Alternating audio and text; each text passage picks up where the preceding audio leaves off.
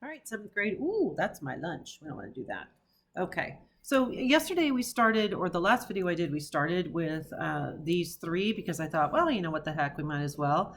And actually, it was not such a bad idea. I looked at the rest of the page, and the rest of the page is pretty straightforward as well. So I think what we're going to do is we're going to go ahead and do the rest of this page together. And then we're going to move on to the next page. And we'll do that, and I'll give you guys some formulas that you can remember, or at least try to remember. And well, they'll just be on the page. And then your job will be to answer some of those on your own. Okay, so let's go ahead and take a look at this. This is just slicing these, geez, my dog's underneath me, slicing these pictures and then figuring out what it is that we have after we have sliced it. So remember the difference between horizontally and vertically. That's what we need to really remember. We are asked to slice this cylinder vertically with a plane. What shape is the intersection of the cylinder and the plane? So we sliced it vertically, it would be this way. And we're going to have the intersection is basically going to look like this, because here is one as well, right? And then we're doing this, and then we're doing this. So they're not asking us about this kind of a shape, which would look like this. They're asking us for this kind of a shape. So basically what we're looking at is a rectangle.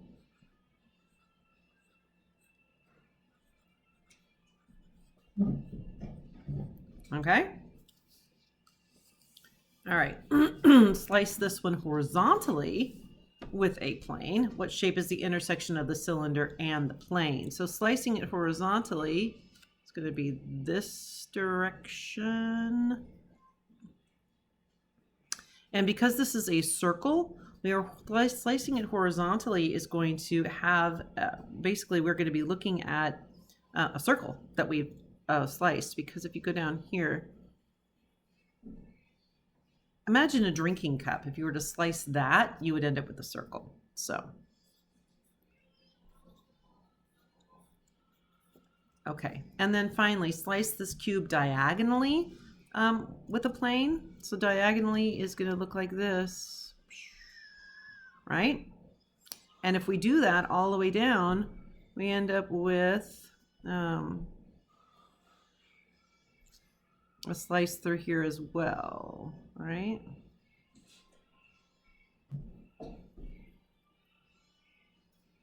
And we have created two triangular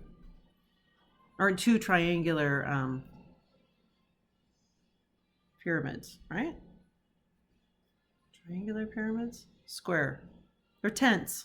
We've got two tents. Square pyramid. Square pyramid? Square pyramid. Yeah, I think it's a square pyramid. Ugh. Because the bottom shape is what you base your classification off of. So I'm going to go with square. And if you guys notice that I am not right, feel free to email me and say, hey, Mrs. Miller, on page 103, number 6, you done messed up. You know, it happens. Okay. All right, so let's take a look at the next page. And we're going to do a few of these. There are 8. So we're going to do 4 together, and then you guys are going to do 4 on your own. Okay? So let's just see. I'm going to lift this up a little bit. I'm hoping. Let's see if I can get it. There we go. Okay. There we go. All right, so they're asking us to find area and circumference of the circle. So we need to remember what the formula is. So area of a circle is pi times the radius squared, okay?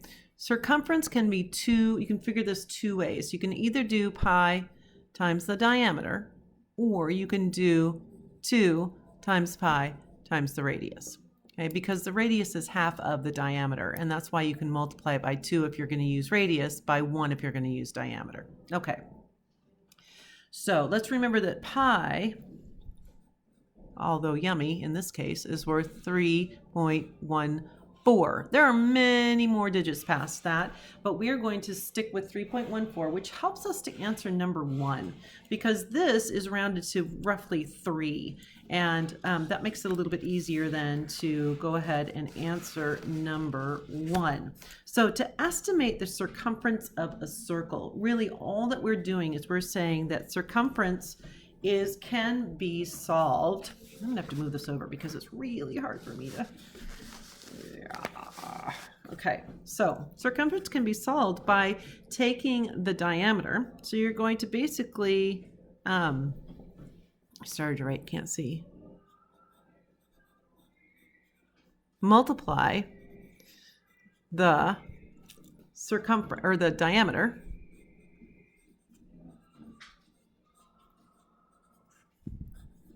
by 3. That will give you an approximate. So you could say that circumference is about, that's the symbol for approximately, 3 times the diameter. Okay, that's how you're going to find that. Okay, so let's go back here.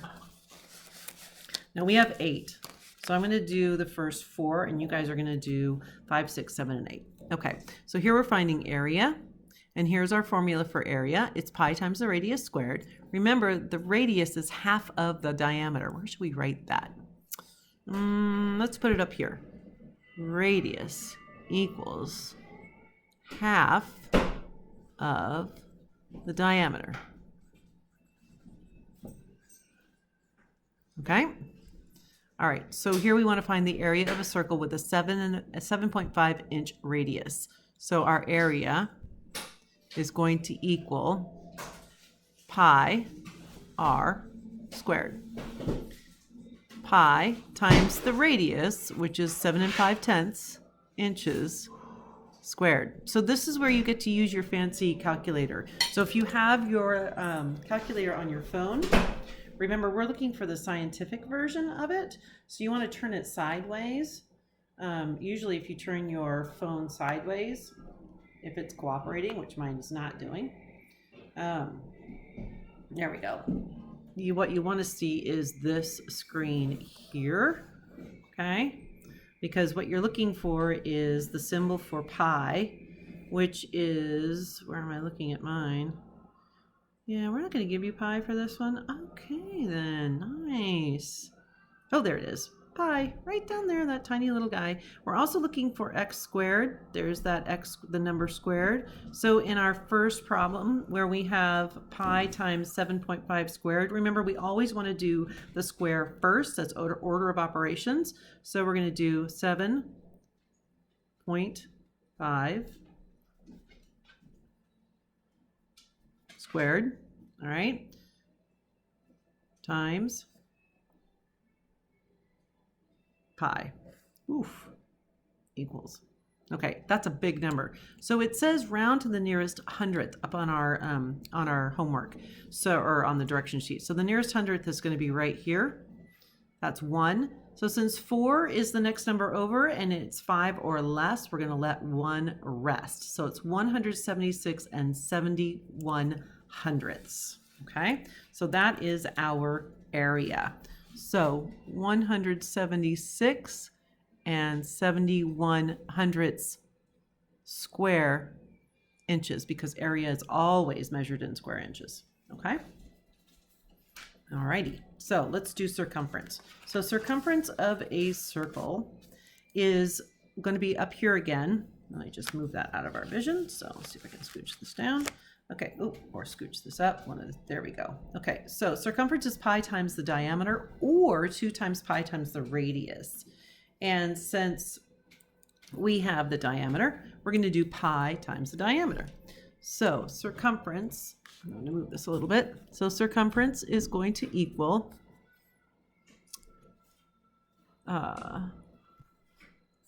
pi times the diameter, which means we're going to have pi times 22. So again, we're going to use our fancy schmancy calculator here, and we are going to say pi. Oops. Oh, really?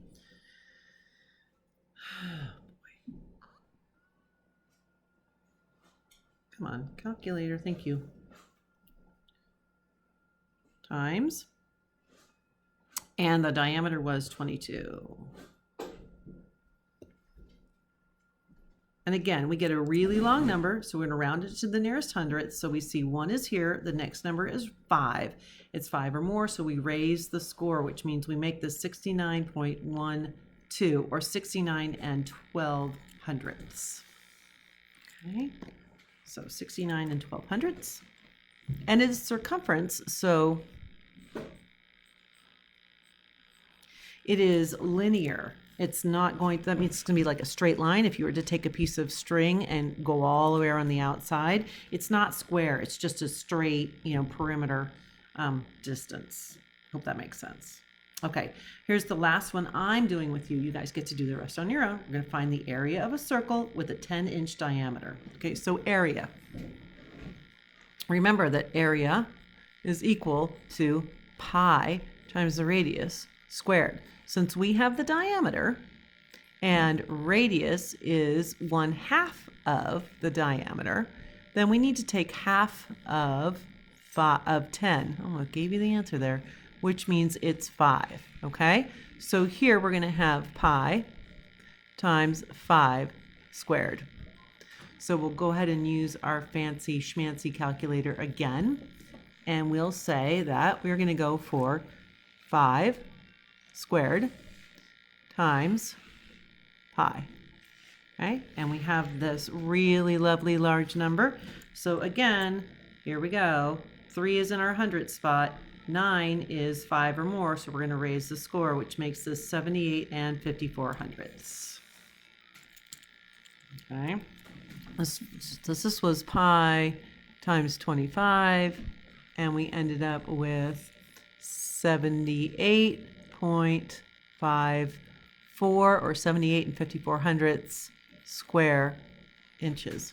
Okay, that's it. You guys get to do the rest of them carefully. Do what you can. This is going to be 1 3/4 inches. So let's just see if we can make that. So if it's 1 3/4, it's the same as $1 3/4, literally, which would be 1 75 hundredths. Okay. This is 10 1/2. This is $10.50. 10 1/2. 10.5. 10 5/10. Okay. All right. There you go. Good luck. We'll talk about this one tomorrow.